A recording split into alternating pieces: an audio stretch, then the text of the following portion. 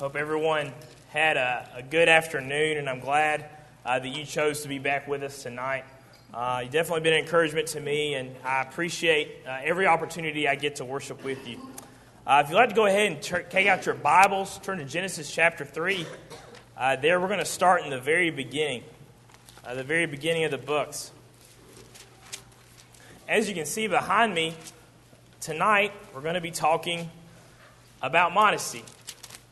I usually don't take requests, so after me saying this, don't think, oh wait, Andrew takes requests, because of some of you, I know you, and I may not want to preach what you want me to preach on. But I thought this request was worthy of doing. Several of the older ladies of this congregation have come up to me and have asked me about this and asked if I would preach a sermon on this because they're fearful.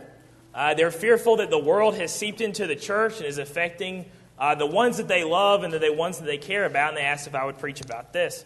I reminded several of them, because several came up to me and said, we've never heard modesty from you behind the pulpit. And so I heard that, and I was like, well, actually, 2 years ago, I did preach a sermon on modesty, and it was entitled Modesty. And I did. So when I came up here, I found the PowerPoint, and I came and showed it to Damon. So Damon's a witness that he sees it as well. It's still on this computer, and I went through that PowerPoint. Man, it was a bad sermon. Like, it was good in the sense of I was kind of inexperienced. It was the first time I had tackled a tough subject like that. But going through it, I was like, I would have not preached that the way I am to now. And then I showed Damon this PowerPoint, and I was like, look at this. There's more Bible passages. It flows better. So maybe I can see my own little growth in this topic, the topic of modesty. And what I like to do as I go through this is have this common theme throughout this sermon. And the common theme is that modesty, or what you wear, what you choose to wear every morning, it professes something. It declares something. That's a synonym for the word profess. It declares your character. It declares who you are. It professes what you're all about. And even though you might think and you try to push it off and say, well, it doesn't really matter for me, Andrew, you're taking it too seriously, all these things. This is what Paul said about modesty. The Apostle Paul says it professes something. It declares something. So we'll be looking at that. Obviously, if you saw a man wearing a police uniform, that police uniform declares something. It declares that he's a police officer.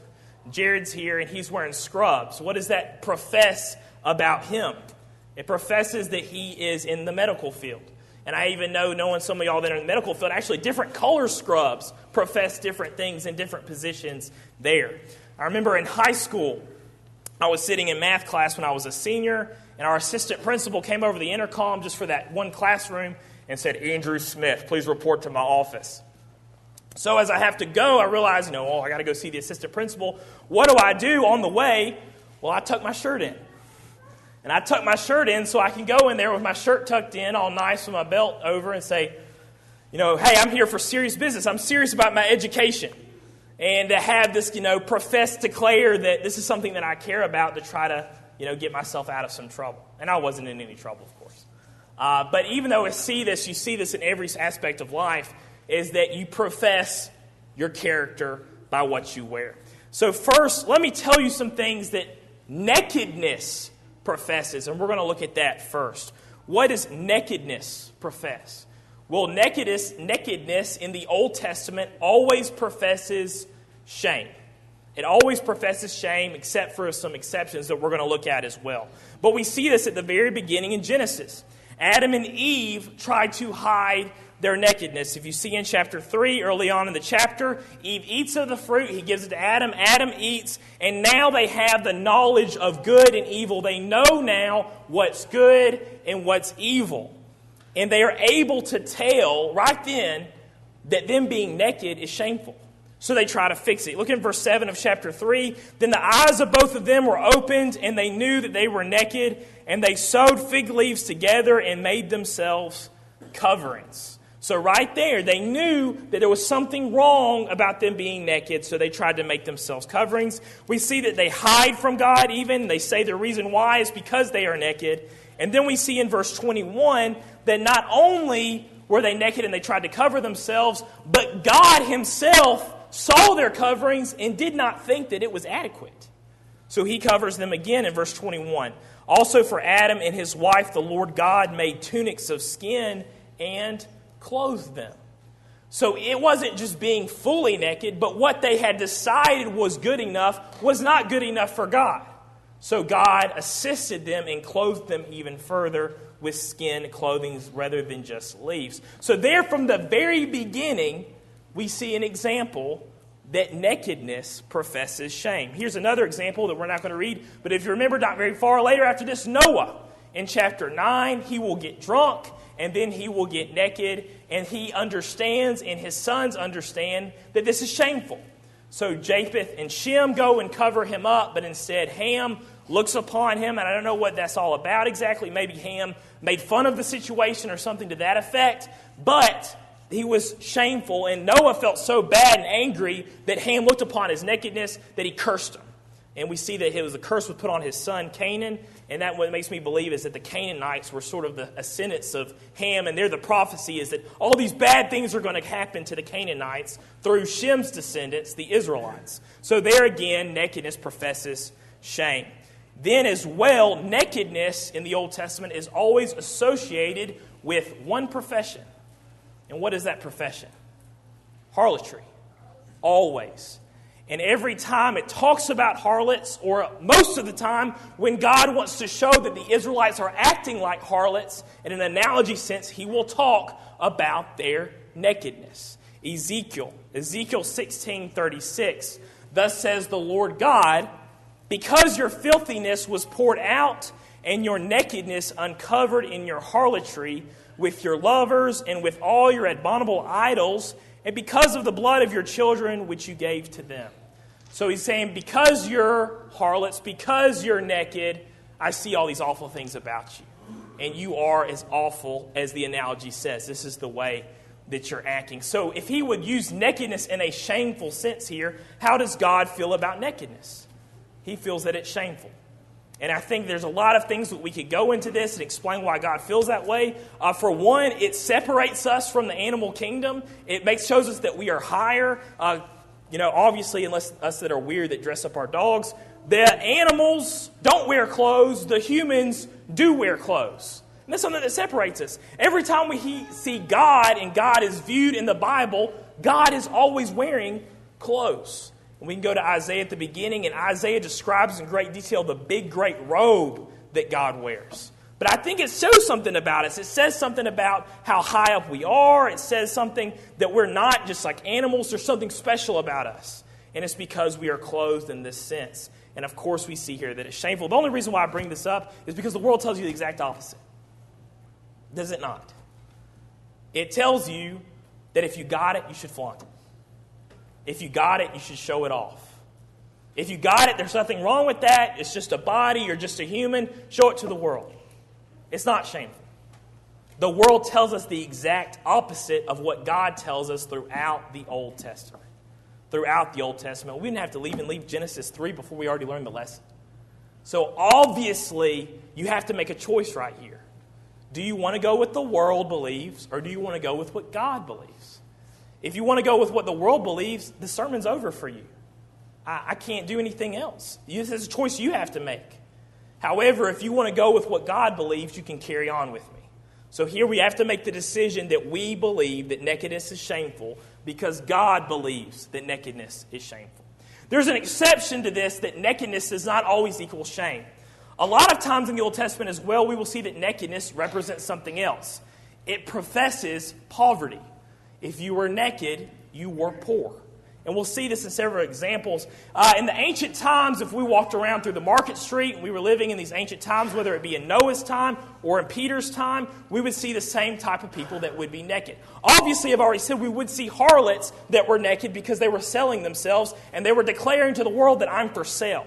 But also you would see a few of these people that would be declaring something else. For instance, to put this up here, and this doesn't really work with my poverty topic, you would see naked people that were little children. Little children were usually naked in the ancient world. And the reason is many of y'all that have kids know that how fast kids grow, and especially in this time when clothes were very expensive. If your kid was under 4 years old, there was no point in getting them clothes. You just let them run around crazy. and naked. But that's what you would have seen in the ancient world. Now, the next three go along better with my point. You would have seen those that were in poverty.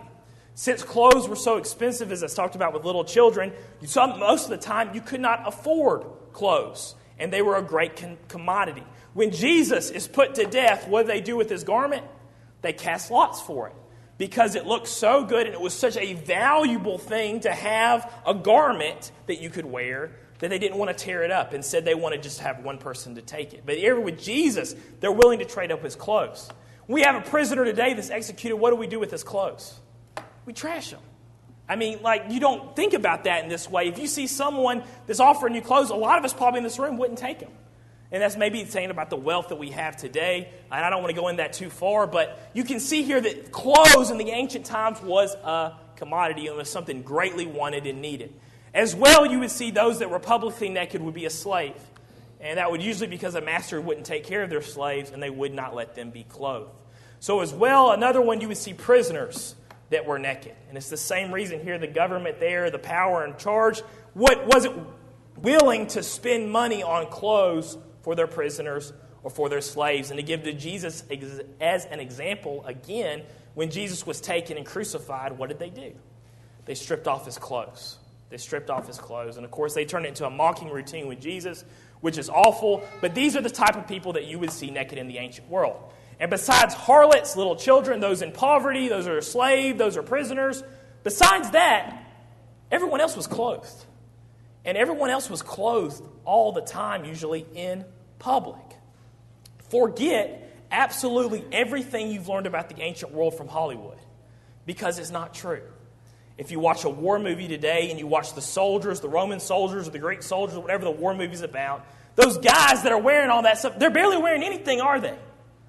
Now, number one, if you're going out to go kill people with swords and they're going to try to kill you with swords, wouldn't you think that you would want to be more covered up? And in reality, they were more covered up. So there in Hollywood, you'll see how basically the armor is just nothing but your torso, your arms are free, and your legs are free up to your thigh.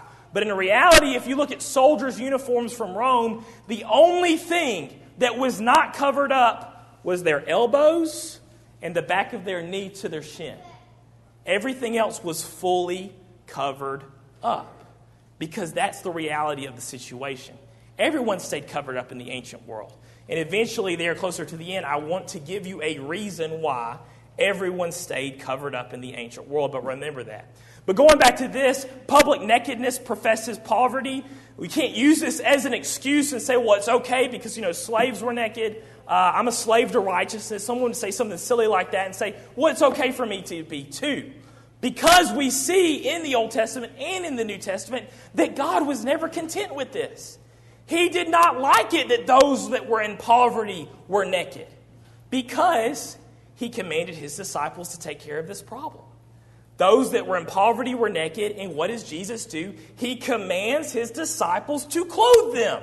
So obviously God was not content with those that were in poverty were naked. And we see this in several passages in Matthew 25 and 36. I put up this same story up here with the next one, but this is when Jesus is talking about how one day he's going to separate them, the righteous from the evil. And he says, I was naked and you clothed me. I was sick and you visited me. I was in prison and you came to me. When I was naked, you clothed me.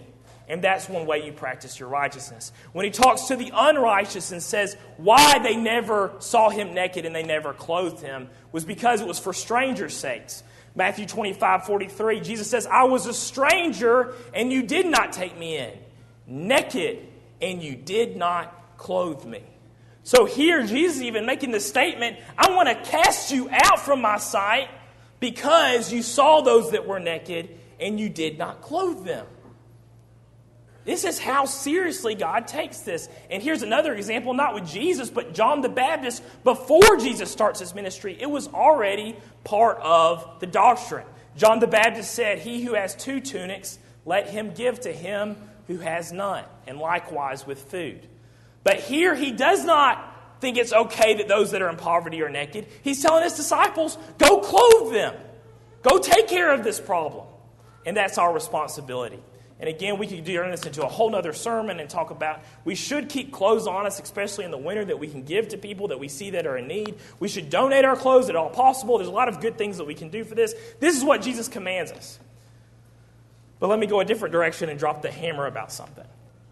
And let me say this, that I say this because I love this congregation. I say this because I love the church, because I love Christianity. I love my brothers and my sisters.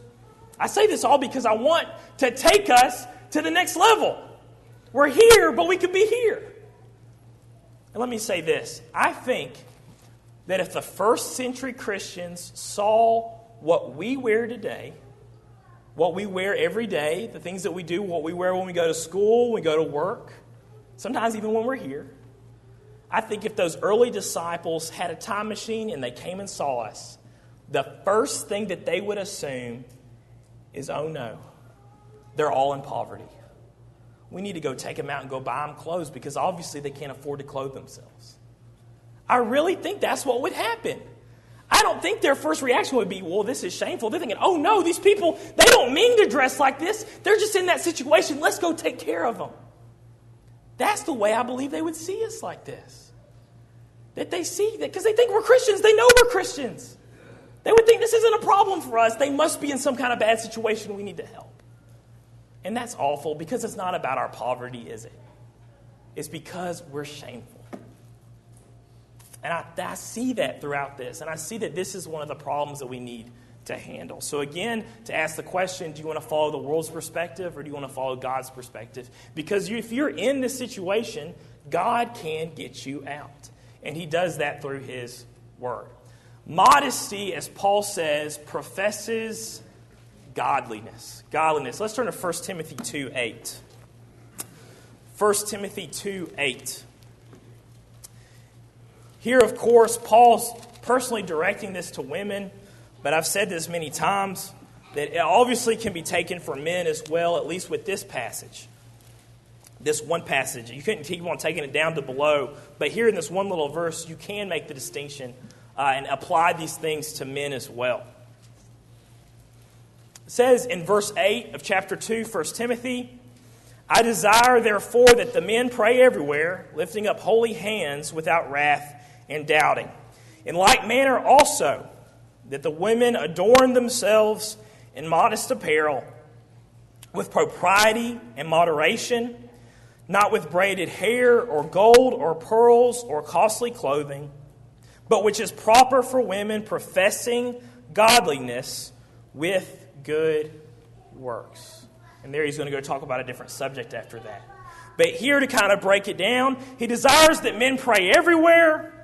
And in like manner also, he expects that women adorn themselves in modest apparel with propriety. That word there just means meeting a moral standard. That's something that they would profess, that moral standard that they're meeting. As well, a word that is a synonym of modesty is moderation.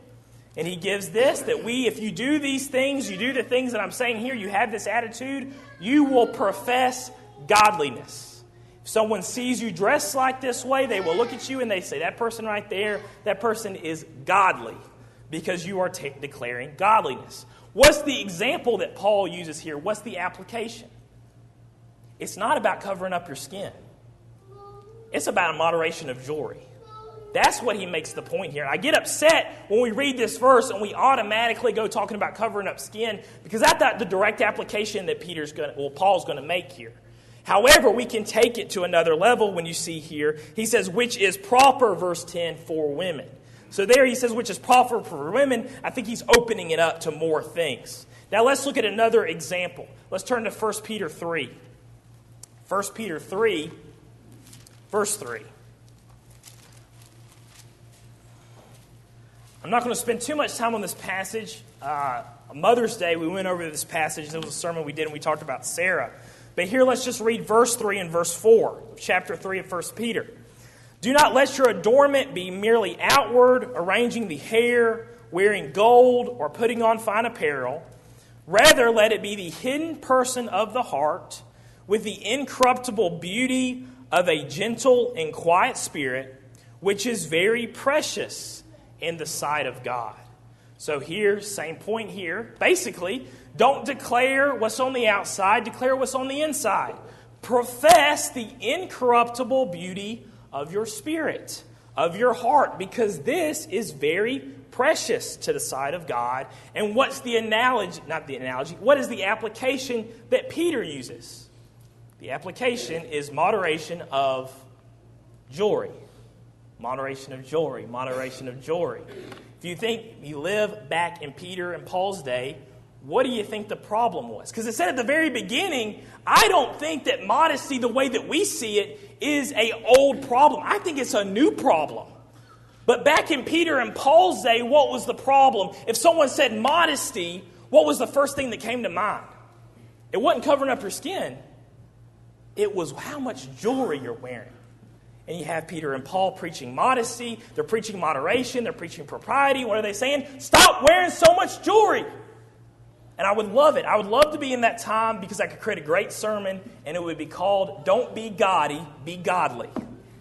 And I would preach about moderation of jewelry. I would love it.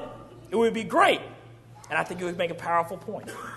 Don't be gaudy, be godly. This is something we need to remember. This is important. However, we live in a society where not many of you are wearing jewelry right now. And I think it's because in our country we glorify the working class. We glorify the middle class. And even from a worldly perspective, if you walked outside and you were wearing all this jewelry, even worldly people would not like that here. But for skin, on the other hand, it would be a totally different story. This was the problem here, and this is what they were addressing, moderation of jewelry.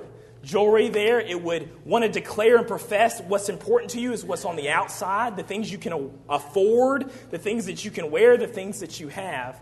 However, he says, go back on this, take this way back, and instead declare and profess your godliness. And that would be by taking those things off and letting people know about what's in your heart, not what's on the outside. Show them what's important to you. Now, understanding this, let me make the point that applications can change. Applications can change when looking at the Bible. They can because this is the way the Bible has meant to work. He gives a point, he makes a solid attitude choice we need to make, and then we pull from it and we make application. Let me give you another example of an application that does not affect us. So we would all agree here in this room that we do not want our children to dress like harlots or profess harlotry. Every single one of us agree that that's true, correct? We do not want our daughters or our sons to profess or dress like harlots. What about if you lived in a time when you professed being a harlot because you covered up your face? Because in Judah's day in Genesis, that was the case. We see here, and I don't want to have to tell this whole story, but Judah's daughter-in-law tries to convince Judah that he's a harlot. And it says here, when Judah saw her, he thought she was a harlot because she had covered her face. So if we already all agree that we don't want our children to dress like harlots, and we lived in Judah's time period, and you saw your daughter or your son cover up your face, what would you do? Get that thing off your face. You don't want people to see you with that thing on your face. You're professing harlotry. Don't do that. So here we can all agree that this is an example that if we lived in a different community in a different time, things might be a little different there. Now, for Paul and Peter's case, they don't bring up this. They don't talk about don't cover up your face because it's going to profess your harlot, because this wasn't true in Peter and Paul's community. And that's why I believe as well that when Peter and Paul talk about modesty, they don't bring up covering up your skin. Because for them, it wasn't a problem. It wasn't a problem. Why using an application that they don't need to make for those people? But here today, us that are gospel teachers and gospel preachers and parents and husbands and wives, we've got to make this application because it is important for us today. We live in a different community in a different time. So when did immodesty, as we know it, become an everyday problem? And this is when I get to go a little history and I enjoy myself. When did immodesty, as we know it, become a problem? Because I said back in Peter and Paul's day, if you said the word immodesty, they would think about jewelry. That was the first thing they'd think about. For us, I say immodesty. I got up here, you saw modesty up here on the screen. You thought, oh, Andrew's going to talk about covering up. When did we get to the point where we started thinking this way? And I don't think it's very long. I think about 75 years is when we started thinking this way. As I started from the very beginning, from early on, I made the point that almost everyone in the ancient world stayed covered up. If you could, stayed covered up. Godly people always stayed covered up. And when I mean covered up, I mean when they were in public, they were actually covered from their wrist to their ankles. Why would the ancient world want to be covered up constantly from their wrists to their ankles? Easy answer. Skin cancer. Skin cancer. We have known about skin cancer since the beginning. 600 years before Jesus was even born, we have written documents that people were afraid of skin cancer. Everyone understood this. If you stayed out in the sun too long, if you were out in the sun for too long, you exposed yourself in this way, you would develop these sores on your skin that would not go away, and they would eventually kill you. So when people's life is on the line, what do? They stay covered up. That's what the problem. Why did soldiers wear so much besides being ready to fight somebody? Well, if you have to stand out in a field for 2 hours, what do? You want to cover up. For one, you could get sunburned. Of course, none of us like that. But they knew about this. They knew that the sun was dangerous. And that's why I believe Andrew believes that they stayed covered up. And that's why it wasn't a problem. How does this all change? This all changes because in 1935, we started developing sunscreen. I think this is why it changes. And we all probably know about the L'Oreal company. I don't think sunscreen's a bad thing, but Eugene Schuler, he doesn't invent it, but he perfects it, and he starts selling it on a mass production scale. And by 1938, everyone's got sunscreen. And it's incredible and it's wonderful because it protects you. You don't get sunburned. You don't have to worry about skin cancer. You don't have to worry about all this stuff because you can put it on, and it's great.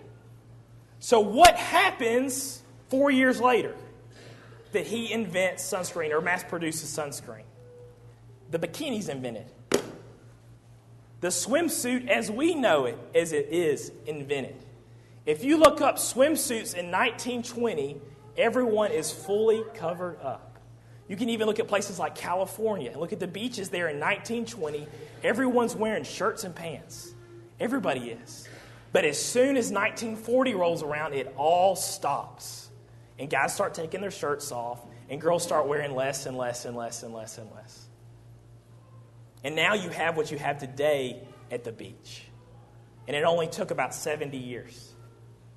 And it's all because of sunscreen. I think that's really the truth about it. However, even though I'm not saying that sunscreen is bad, don't take that from this, but I'm saying this is the reality of the situation we live in. This is what's available. This is why this is a problem.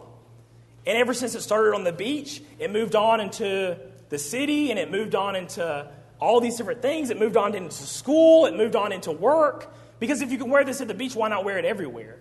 And now we've gotten to the point where we believe that to be beautiful is to show as much skin as possible. That's the world that we believe in. And I feel bad for little girls that grew up in Paul and Peter's day, because little girls grew up believing that they had to cover themselves in jewelry to be beautiful. And I believe every single one of us, even our worldly friends, would agree that that's wrong. We would tell little girls, you don't have to have all this jewelry to be beautiful. That's not what's important. And yet we have little girls today that grow up believing that to be beautiful, they have to show as much skin as possible. It's the same problem. It's just a different application. And it's awful. It's awful. And that's why God has provided for us the way He has to get us out of it. And let me cover the final application here. Our application today, taking the things we learned from 1 Timothy and from 1 Peter. We profess godliness by wearing modest apparel. Whether that be taking the jewelry off or whether that be putting the clothes on.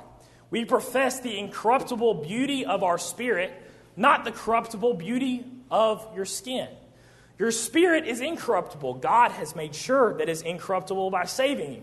Your skin, however, is corruptible. You can get things like skin cancer.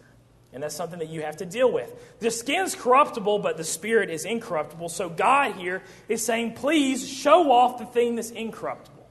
To God, that is something that's very precious in his sight, as we see there in 1 Peter. You profess your love for God by staying covered up, not your love for the attention of man. Whose attention do you want? Do you want God's attention? Do you want man's attention? And here again, it goes back to this basic choice. What do I want to do? If I want to go for God, I'm going to stay covered up. I'm going to be modest. And here's the application here's the application that I have here, taking from the moderation of jewelry. To be modest today, you must use moderation of visible skin. Of visible skin. And especially looking back at jewelry, we go back, if you want to be pleasing to God there, if you want to be modest to God there, if you want to profess godliness there, what you do is you use moderation with jewelry. And now, since the world sees skin as beautiful, worldly beautiful, then you use moderation of what's visible. And that there shows what modesty is and what he asks for us to do. Modesty, and I think this is something you've heard 100 times, and I know last time I preached about this, I said the same thing. Modesty is a what type of problem? Modesty is a heart problem. It always has been and it always will be. And you see men and women that aren't modest, and I can tell you right now, this is you. If you're someone that's not modest, people look at you, God's people look at you and think, wow, that person needs a lot of encouragement. That's the first thing that they think about. Because they don't think that you're professing godliness. They think that you're professing maybe something shameful, something sinful. And sometimes they think you're just professing ignorance. You don't know better. And that's not a place you want to be. You want to profess godliness. And every time I've done one of these, which now has been 2 sermons that have been focused on this, I leave and I think that I didn't cover it all. Because it all boils down to a heart problem, an attitude problem, a choice problem. And what is every single sermon that I've ever preached, and that I think Mr. Terry has ever preached, I think he will agree with me, what have all those sermons been about? Heart problems. Everything boils down to a heart problem. These books were written to handle our heart problems. And who can heal our hearts? That is Jesus Christ. And if you're ready to put on Jesus Christ, whether that be through the waters of baptism, or whether you need to put him back on because you dropped him off the road, we want to assist you with that.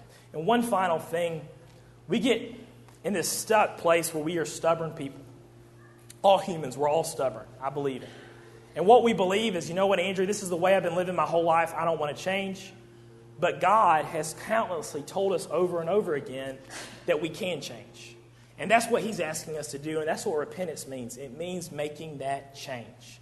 Making that change. If you believe you've been immodest your whole life, you change. And you can change because he's going to help you change. If there's any way we can get you connected to him and help you change your life today, please come forward as we stand and as we sing.